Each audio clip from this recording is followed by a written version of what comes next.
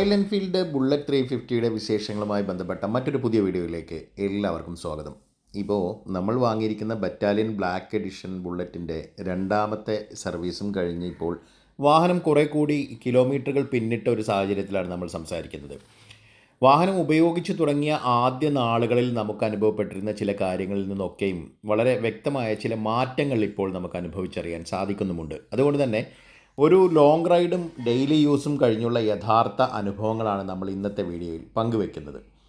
ആദ്യം തന്നെ നമ്മൾ സംസാരിക്കേണ്ടത് വാഹനത്തിൻ്റെ ഹീറ്റിംഗ് ഇഷ്യൂസിനെ കുറിച്ചാണെന്നാണ് എനിക്ക് തോന്നുന്നത്. എന്തായാലും വാഹനം വാങ്ങി പുതുതായി ഉപയോഗിക്കുന്ന സമയത്ത് എൻജിൻ ചൂടാവുന്നത് സംബന്ധിച്ച് ചെറിയൊരു ആശങ്ക എല്ലാവർക്കും ഉണ്ടായിരുന്നു. നമ്മളുമായി ബന്ധപ്പെട്ട ആളുകൾക്കും ഷോറൂമിൽ നിന്നുമെല്ലാം അവരത് മെൻഷൻ ചെയ്യുകയും ചെയ്തിരുന്നു. എന്നാൽ ഓരോ റൈഡുകൾ കഴിയും തോറും ഇപ്പോൾ നമ്മൾ കഴിഞ്ഞ വാഹനങ്ങൾ നമ്മൾ നേരത്തെ ഉണ്ടായിരുന്ന ക്ലാസിക് 350, അതേപോലെ തന്നെ അതിന് മുമ്പുണ്ടായിരുന്ന 2012 ഏറ്റവും ആദ്യത്തിൽ തുടങ്ങുന്ന ക്ലാസിക് 350 ഒക്കെ നമ്മൾ ഉപയോഗിച്ചത് കൊണ്ട് തന്നെ അന്ന് അനുഭവിച്ചതിൽ കൂടുതൽ ചൂട് ഈ ഒരു സമയത്ത് ഉണ്ട് വാഹനങ്ങൾക്ക് എന്നുള്ളതും യാഥാർത്ഥ്യമാണ്. കാരണം എത്തനോൾ ഇതിലൊരു വില്ലനാകുന്നു എന്നുള്ളതാണത്രേ യഥാർത്ഥ കാരണമായി പലരും പുതിയ പഠനങ്ങൾ പറയുന്നതെന്നാണ് സൂചിപ്പിക്കുന്നത്. എന്തായാലും ഇപ്പോൾ നിലവിൽ പെട്രോളിൽ 20% കൂടുതൽ എത്തനോൾ ഉപയോഗിക്കപ്പെടുന്നു എന്നുള്ളതാണ് അനൗദ്യോഗികമായി വരുന്ന റിപ്പോർട്ടുകൾ. അപ്പോൾ അതുകൊണ്ട് തന്നെ ഈ ചൂട് കുറയാൻ നമുക്ക് ഒറിജിനൽ പെട്രോൾ ലഭ്യമാവുക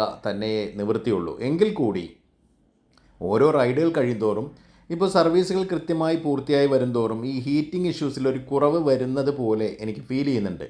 ഈ എൻജിൻ പാർട്സുകൾ തമ്മിൽ കൃത്യമായി ഇണങ്ങി വരുന്നതിൻ്റെ അല്ലെങ്കിൽ സ്വാഭാവികമായ ഒരു പുരോഗതി ഇപ്പോൾ നമുക്ക് ഇതിൽ വരുന്നു എന്നുള്ളതാണ് യാഥാർത്ഥ്യം. എങ്കിലും നമ്മളിപ്പോൾ റൈഡ് ചെയ്യുന്നത് കനത്ത മഴക്കാലത്താണെന്നുള്ള ഒരു കാര്യമുണ്ടല്ലോ. ഇപ്പോൾ മഴ തമർത്ത് പെയ്തുകൊണ്ടിരിക്കുകയാണ് കേരളത്തിൽ എല്ലായിടത്തും അല്ലേ. അപ്പോൾ ചുറ്റുമുള്ള ഈ തണുത്ത കാലാവസ്ഥയും മഴയും എൻജിൻ പെട്ടെന്ന് ചൂടാവുന്നത് പ്രതിരോധിക്കുന്നതിലൊരു പ്രധാന പങ്ക് വഹിക്കുന്നുണ്ട് എന്നുള്ളത് യാഥാർത്ഥ്യമാണ്. അതിനാൽ ഈ പൂർണ്ണമായും സർവീസിൻ്റെ മാത്രം ഗുണം കൊണ്ടാണോ, വാഹനത്തിൽ വരുന്ന ഗ്രാജുവലിയുള്ള മാറ്റങ്ങളാണോ, അതോ മഴക്കാലത്തിൻ്റെ ആനുകൂല്യം കൊണ്ടാണോ ഹീറ്റിംഗ് കുറഞ്ഞത് എന്ന് ചോദിച്ചാൽ രണ്ടും ചേർന്നുള്ള ഒരു സംയോജനമായിട്ടേ ഇതിനെ കാണാൻ സാധിക്കൂ. കാരണം എൻജിനിൽ കാര്യമായ സംയോജനം നടക്കുന്നു എന്നുള്ളതാണ്. ഈ ഗിയർ വീലുകൾ തമ്മിൽ മറ്റു പാർട്സുകൾ തമ്മിലൊക്കെ അത് കൃത്യമായി ഓടി സീറ്റിംഗ് ആവുക എന്ന് പറയുന്ന ഒരു സ്ഥിതിവിശേഷം സംജാതമാകുന്നത് കൊണ്ടായിരിക്കാം ഒരുപക്ഷെ. അപ്പോൾ മറ്റൊരു പ്രധാന കാര്യം നമ്മുടെ ബറ്റാലിയൻ ബ്ലാക്ക് എഡിഷൻ്റെ എക്സോസ്റ്റ് സൗണ്ടിലും ചെറിയ മാറ്റങ്ങൾ വന്നിട്ടുണ്ട് എന്നുള്ളതാണ്. ഈ വാഹനം ഷോറൂമിൽ നിന്ന് ഇറക്കിയ ആദ്യ ദിവസങ്ങളുണ്ടായിരുന്ന ആ ഒരു റോ സൗണ്ട് അല്ല ഇപ്പം നമുക്ക് ഫീൽ ചെയ്യുന്നത്.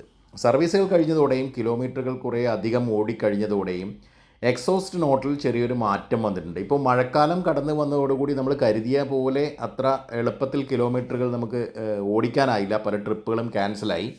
അതുകൊണ്ട് തന്നെ നമുക്ക് ഒരുപാട് കിലോമീറ്ററുകൾ കുറവായിരുന്നു.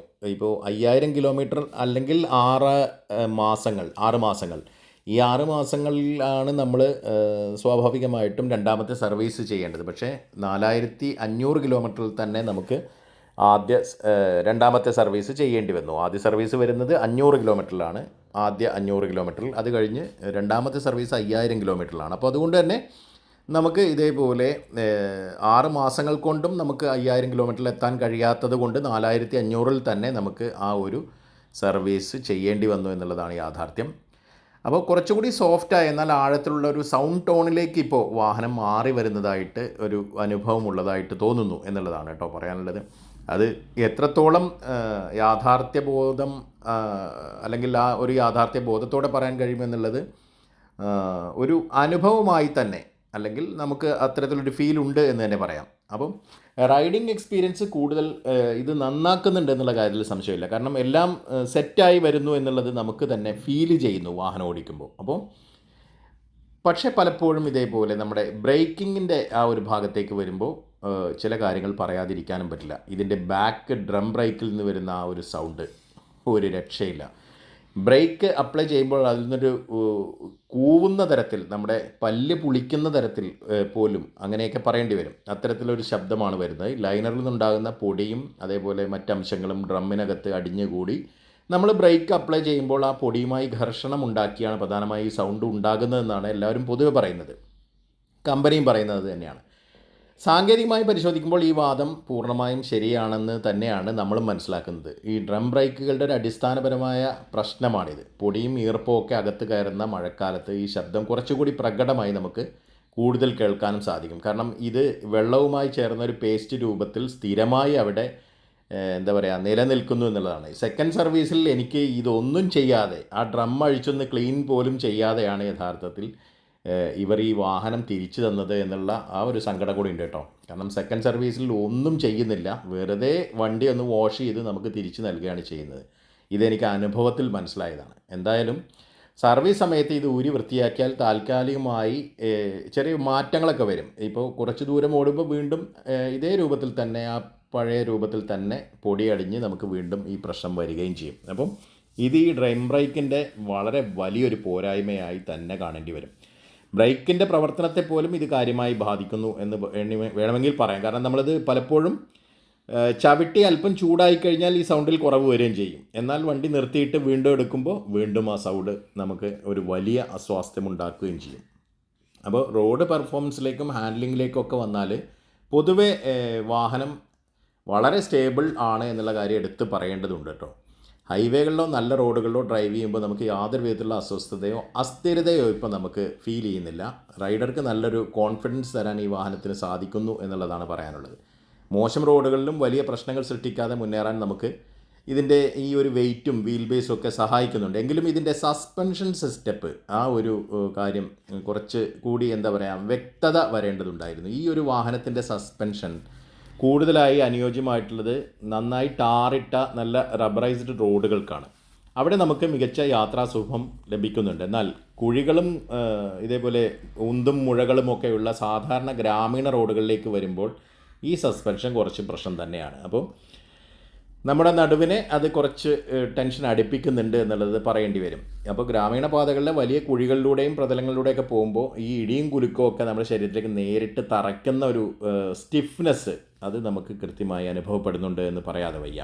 അപ്പോൾ ഡെയിലി കമ്മ്യൂട്ട് ചെയ്യുന്ന സാധാരണ റോഡുകൾ മോശമാണെങ്കിൽ ചെറിയ രൂപത്തിൽ നമുക്കിത് ബുദ്ധിമുട്ടുണ്ടാക്കുന്നുണ്ട് എന്ന് പറയാതെയും വയ്യ. പിന്നെ രണ്ടാമത്തെ സർവീസ് കഴിഞ്ഞിട്ടുള്ള അഡ്വാൻറ്റേജുകൾ എന്ന് പറയുകയാണെങ്കിൽ എന്താണ് ഇവിടെ ഈ ഒരു സർവീസിൽ ചെയ്തിരിക്കുന്നത്? എനിക്ക് തന്നത് ഇവരൊരു വാട്ടർ സർവീസ് മാത്രമാണെന്നാണ് തോന്നുന്നത്.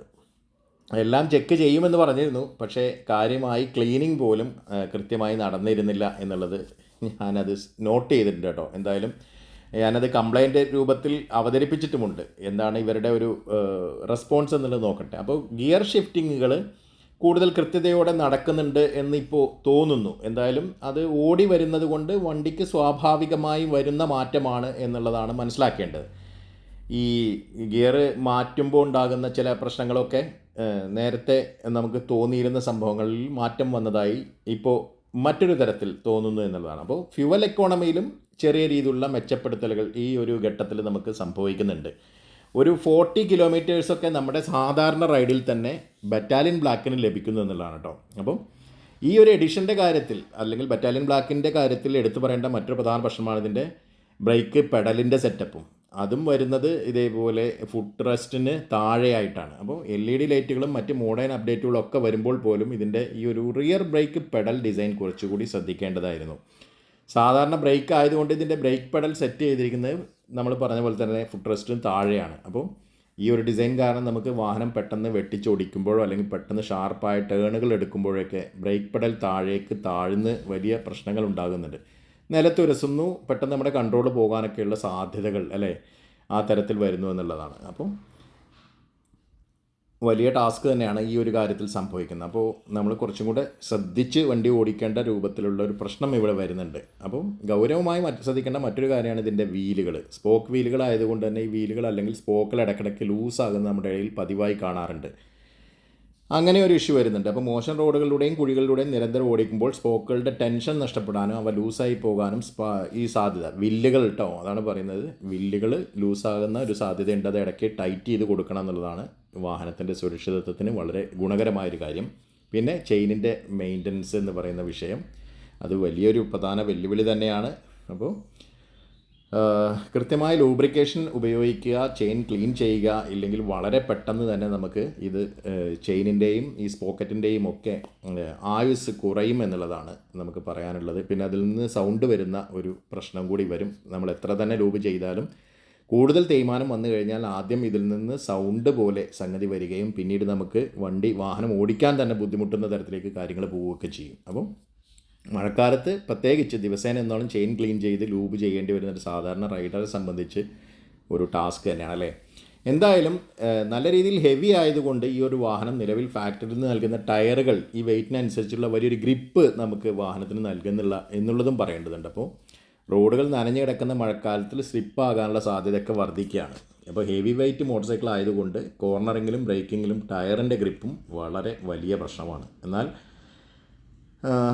ഈ തരത്തിൽ വേണമെങ്കിൽ നമുക്ക് അത് ആഫ്റ്റർ മാർക്കറ്റൊക്കെ ചെയ്യാൻ പറ്റും. പക്ഷേ എല്ലാം കൂടെ ഈ പറയുന്ന പോലെ അതൊരു സാമ്പത്തിക ബാധ്യതയാകും എന്നുള്ള കാര്യത്തിലും സംശയമില്ല. അപ്പം ഓവറോൾ നോക്കുമ്പോൾ നിലവിൽ വലിയ കുഴപ്പങ്ങൾ ഇല്ല എന്ന് വേണമെങ്കിൽ നമുക്ക് ഉപരിപ്ലവമായി ഇങ്ങനെ പറയാൻ പറ്റും എന്നല്ലാതെ ഗൗരവമായി ചിന്തിച്ചാൽ ഇവയൊക്കെ സാധാരണഗതിയിൽ ഒരു മോഡേൺ ബൈക്കിൽ ഒഴിവാക്കാനാകുന്ന കാര്യങ്ങളാണ്. അതായത് കൃത്യമായും കുറച്ചും കൂടി ശ്രദ്ധിക്കുകയാണെങ്കിൽ മാനുഫാക്ചറിങ്ങിൽ ഇവർക്ക് അതിനുള്ള വില വരുന്നുണ്ട് ഈ ഒരു വാഹനത്തിന്. എങ്കിൽ പോലും കൃത്യമായ അപ്ഡേറ്റുകൾ ഓരോ വർഷത്തിലും നടക്കേണ്ടതുണ്ട് എന്നുള്ളത് തന്നെ. ഒറ്റയടിക്ക് എല്ലാ പ്രശ്നങ്ങളും ഒഴിവാക്കാൻ ഒരു കമ്പനിക്കും കഴിയില്ല. പക്ഷേ നിലവിൽ ഇതുപോലെ റെപ്യൂട്ടഡ് ആയ ഒരു കമ്പനി കൃത്യമായ പോരായ്മകളെല്ലാം ഘട്ടം ഘട്ടമായി ഒഴിവാക്കി മെയിൻ്റനൻസ് പ്രശ്നങ്ങളെല്ലാം തീർത്ത് ഒരു എന്താ പറയുക, റോയൽ എൻഫീൽഡ് ബുള്ളറ്റ് 350 നൽകുന്ന ആ ക്ലാസിക് ഫീലിനും റൈഡിനും ആ ഒരു സുഖത്തിനും ഒക്കെ എന്താ പറയുക കൃത്യമായ ഒരു ഗ്യാരണ്ടി നൽകാൻ ശ്രമിക്കണം എന്നാണ് പറയാനുള്ളത്. കൂടുതൽ കുറ്റമറ്റതാവട്ടെ അല്ലേ. മറ്റൊരു വീഡിയോയിൽ കാണാം.